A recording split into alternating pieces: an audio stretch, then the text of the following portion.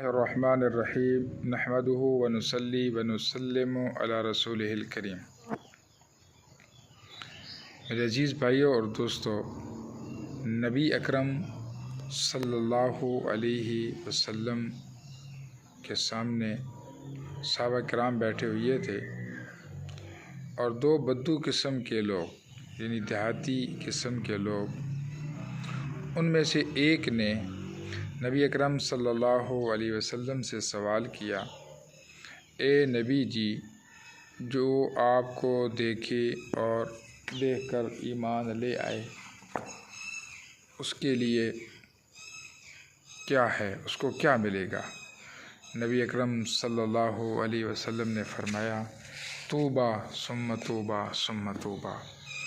جو مجھ کو دیکھ کر ایمان لے آئے اس کے لیے بشارت ہے، اس کے لیے بشارت ہے، اس کے لیے بشارت ہے۔